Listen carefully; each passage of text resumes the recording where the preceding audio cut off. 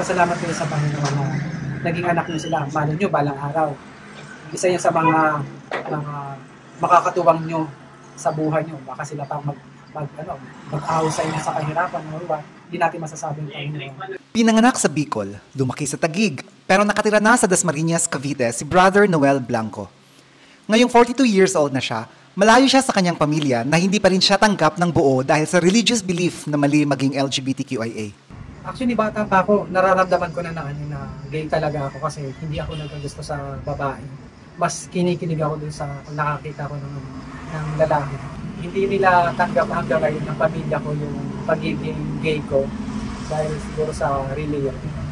Pag umuwi ako sa amin, hindi naman namin tinatapos yun. Pero the way sila makipagtungo sa akin, ayaw nila. Tatlo kaming magkakapatid, ate ko, kuya ko, tapos ako, bunso. Ang hindi pagtanggap sa kanya ay naging mahirap emotionally at spiritually para kay Noel, lalo pat malaking bahagi ng buhay niya ang manampalataya. Active kasi ako ng simbahan.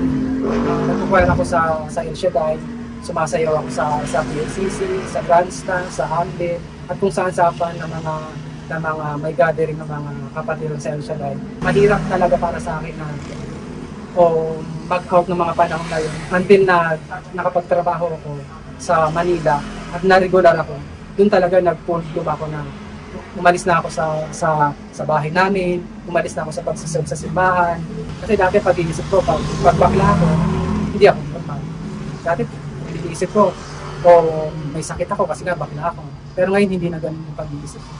High school graduate ako sa Signal Village National High School. Ako po isang cook sa isang kainan dito po sa Cavite.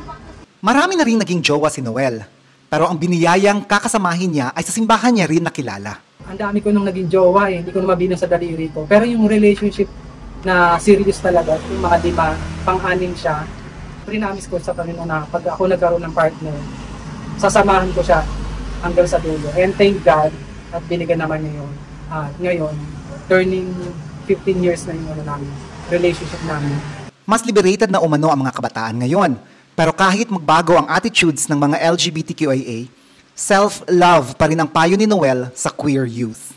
Mahalin yung sarili nyo, ingatan ninyo, huwag nyo ipagkatiwala ang sarili nyo sa ibang tao. Walang ibang tao na unang-unang magmamahal sa sarili nyo, kundi ikaw mismo.